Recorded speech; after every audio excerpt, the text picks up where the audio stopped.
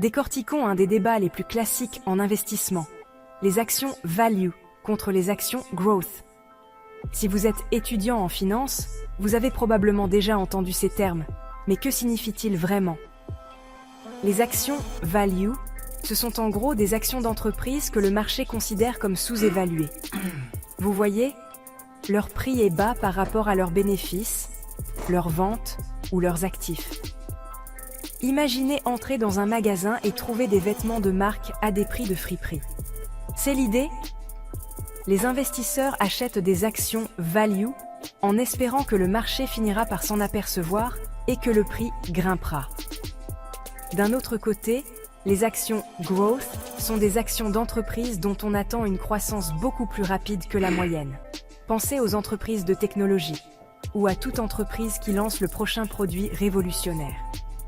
Leurs prix sont généralement plus élevés parce que les gens pensent que les bénéfices futurs seront bien plus importants.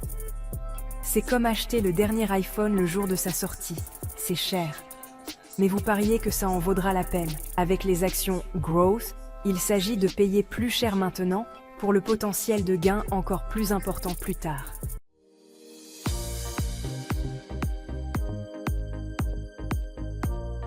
Je pense qu'avec cette introduction, tu as pu comprendre quelle était un petit peu la différence entre l'approche value investing et l'approche au contraire sur des valeurs de croissance. Donc l'idée en gros de l'approche value, c'est de pouvoir investir sur des actions qui sont sous-cotées, sous-valorisées par rapport à leur valeur intrinsèque, mais c'est aussi investir sur des sociétés qui sont matures, en général qui versent d'ailleurs des dividendes et qui ont souvent des dominances dans leur marché, alors que les valeurs de croissance, ce sont des valeurs entre guillemets en devenir, mais pas forcément seulement, mais en tout cas qui ont une forte croissance du chiffre d'affaires, qui ne sont pas arrivés à maturation dans leur activité et qui ont, entre guillemets, on va dire, pour schématiser et caricaturer un petit peu, l'avenir devant elles. Dans cette vidéo, maintenant, ce qu'on va voir, c'est un petit peu les performances des différentes approches et on verra les conclusions que je peux faire et comment, personnellement, j'ai décidé de gérer mon portefeuille plutôt orienté valeur de croissance ou plutôt orienté valeur value par rapport aux performances possibles sur le long terme. On voit tout ça dans la suite de cette vidéo. À tout de suite. On va commencer par parler du Vanguard Russell 1000 Value Index. Donc c'est un ETF parmi tant d'autres de la gamme Vanguard qui représente les valeurs de type value. On voit ici que, regardez le petit camembert, enfin circulaire ici, que en gros la tech, ça représente ici que 11% de l'ETF. Alors que si on regarde un SP500 ou un Nasdaq 100, ça représente la majorité de l'ETF. Et donc ce qui est intéressant, c'est que c'est quelque chose qui est beaucoup plus diversifié. On a beaucoup plus de valeurs industrielles ou en tout cas, regardez ici, de finance ou de santé. Donc c'est beaucoup plus diversifié.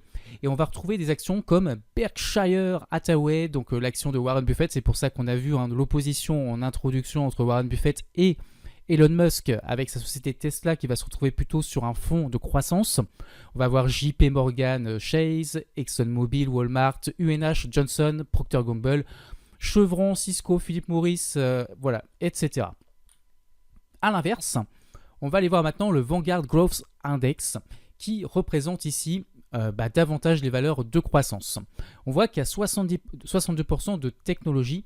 Donc on voit bien que les techs, c'est ce qui domine au niveau de la croissance des indices principaux et on les retrouve sur cet ETF de croissance. Donc sans surprise, on va retrouver du Apple, du Microsoft, du Nvidia, de l'Amazon, Facebook, Tesla. En gros, c'est un petit peu le Nasdaq 100 ou le SP500 et les Lilly, Alphabet, Google, Visa, Mastercard, AVGO, Costco et Netflix. Donc voilà, on retrouve bien Tesla ici qui est bien représenté également dans l'ETF. Alors avant de passer sur des graphiques et pour que tu comprennes encore plus d'un point de vue visuel la différence entre les deux entre guillemets approches ou les deux catégories d'actions, je voulais te montrer ici une étude sur le très long terme depuis 1936 à 2000, sur les années 2020 voire même 2021 jusqu'à janvier 2021 et on peut constater que les actions de type value ont tendance à surperformer, pas forcément le SP500 mais en tout cas à surperformer les valeurs de croissance. On voit que sur très long terme, c'est surtout les values qui surperforment. Sauf depuis à peu près, on va dire une dizaine d'années, on voit qu'on a basculé énormément vers une surperformance très nette des valeurs de croissance. Donc on est vraiment dans l'ère de la tech Et moi, en tant qu'investisseur, je vous avoue que j'ai connu que quasiment l'ère des valeurs de croissance, bizarrement, alors que sur le long terme, c'est très rare qu'elles surperforment. Et c'est vrai que moi, je suis plutôt un enfant des valeurs de croissance. Mais on va voir également sur cette deuxième étude ici, Value Stocks Historical, on a ici une surperformance sur le très long terme, entre 1927 et 2022, des valeurs value. On gagne à peu près 4,4% de surperformance, ce qui est quand même beaucoup. Sauf qu'on voit effectivement ici ces dernières années, on a une très nette surperformance, encore une fois, des valeurs de croissance. Donc sans surprise, on retrouve ce qu'on a vu sur la partie précédente. Donc maintenant, je vais te montrer un petit backtest pour comparer les performances sur le long terme d'un ETF Vanguard Value face à un ETF Vanguard Croissance. Donc c'est juste pour avoir une idée, et c'est sur la période uniquement 2011-2025 qui est plus propice aux valeurs de croissance, comme tu l'as compris. Donc on commence le backtest ici, et ce qu'on peut voir, on regarde le buy and hold ici, c'est que l'approche value a rapporté 11,6% avec un drawdown à moins 23%. L'approche de croissance a rapporté plus sur cette période, sans surprise, avec 14,63% en moyenne annuelle, mais avec un drawdown qui est beaucoup plus important à moins 33%. Pourquoi? Il y a quelque chose qu'il faut que tu comprennes, et je vais t'expliquer ça ensuite. Comme tu viens de le voir, si on a une surperformance depuis à peu près 10-15 ans des valeurs de croissance, et ça ne va certainement pas durer, c'est aussi le revers de la médaille, puisqu'on a beaucoup plus de drawdown et de volatilité en retour. Pourquoi? Parce que ce sont des actions plus volatiles que les valeurs value. Tout simplement parce que ce sont des projections en fait sur la croissance du chiffre d'affaires dans le futur. Exemple Tesla, en fait, la valorisation qu'elle a, elle est beaucoup trop élevée par rapport à sa valeur réelle, par rapport au chiffre d'affaires réel qu'elle rapporte. Ce sont des projections sur le futur. Parfois, on a des PER ratios qui peuvent aller jusqu'à 50 ou 60 fois les bénéfices. Ça veut dire qu'il faudrait 60 ans pour rembourser les bénéfices et la valorisation actuelle, ce qui est énorme. Alors qu'actuellement, sur des valeurs value, on va être plutôt sur certaines à 10, 20 maximum. Donc voilà la petite différence. Et comme c'est des projections sur de la croissance qui est très forte, puisque ce sont des valeurs de croissance donc qui ont une croissance élevée, eh bien dès qu'il y a des résultats qui vont décevoir ou dès qu'il y a un ralentissement économique pour X ou Y raison, type Covid, type guerre en Ukraine avec l'inflation, type Donald Trump avec les tarifs de droits de douane, tout de suite ces valeurs de croissance elles vont avoir tendance à corriger beaucoup plus que les valeurs value. Et c'est pour ça qu'on retrouve des drawdowns et de la volatilité nettement supérieure sur des valeurs comme Tesla que sur des valeurs comme Procter & Gamble, Coca-Cola ou PepsiCo. Donc maintenant, je te montre un backtest d'un portefeuille que je compte mettre en place, en tout cas pour mon contrat d'assurance vie, où je vais détenir ces actions, et pour te montrer un petit peu les performances par rapport au SP500. Donc j'ai décidé, moi, dans mon approche, d'avoir un mélange des deux, d'avoir non seulement des valeurs value et des valeurs aussi de croissance. Mais dans les valeurs value, je veux aussi qu'elles fassent de la croissance. Je vais les vouloir sous-évaluer par rapport à leur vraie valeur intrinsèque, mais je vais vouloir aussi qu'elles aient quand même une croissance du chiffre d'affaires qui se fait. Et je vais avoir des valeurs de croissance qui, elles, vont avoir beaucoup plus de croissance chaque année, mais du coup qui vont aussi avoir plus de volatilité. Et ce qui est intéressant de voir, c'est que ma version buy and hold ici, et là c'est depuis une période assez longue, puisque c'est depuis 1997, mon portefeuille que j'ai construit, je ne te donne pas les valeurs parce que je ne veux pas inciter qui que ce soit à copier ce que je fais, ou tout simplement parce que c'est aussi ma petite potion magique, j'ai fait beaucoup de recherches pour créer ce portefeuille-là. Et bien depuis 1997, on peut voir que ça fait 14,53% de performance annuelle, c'est-à-dire que je surperforme le SP500 qui lui fait 9,29% sur la même période de janvier 1997 à mars 2025. Au niveau du drawdown, avec le crash, on a eu moins 50% quand je suis qu'à moins 29%. Donc je fais plus de performance et avec moins de volatilité. Tu as compris, la magie, c'est de mélanger un petit peu les deux types de valeurs pour créer une espèce de mix qui va surperformer le marché tout en ayant moins de drawdown et de volatilité. Donc ça, c'est juste pour te donner un exemple concret.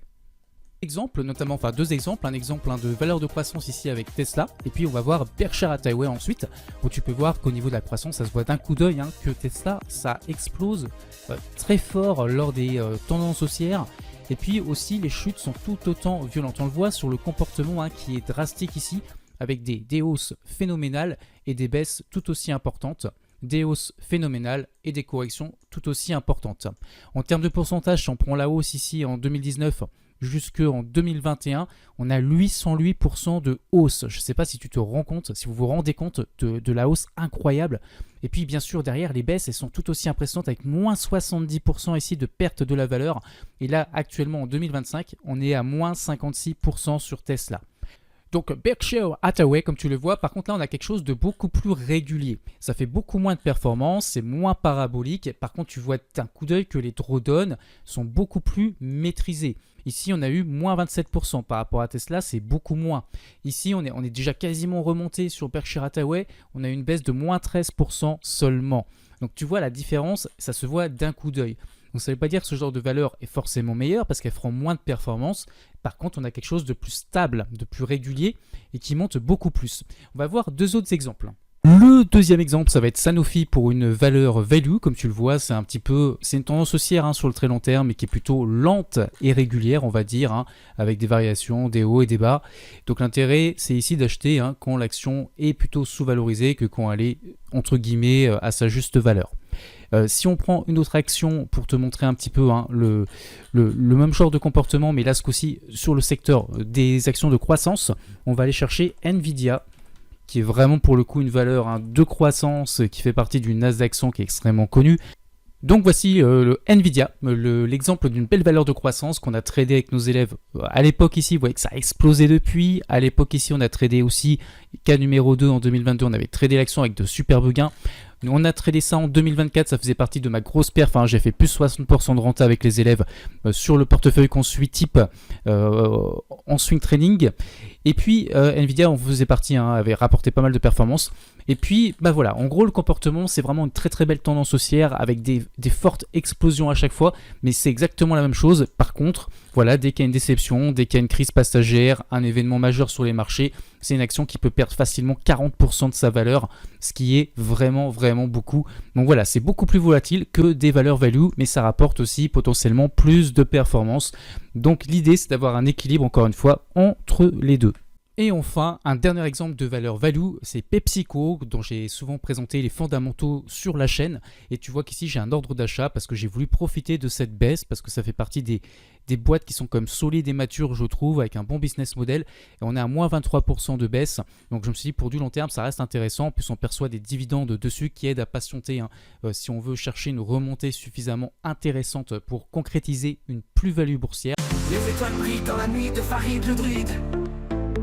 Les rêves éclatent comme des cendres, dans la main vers l'infini.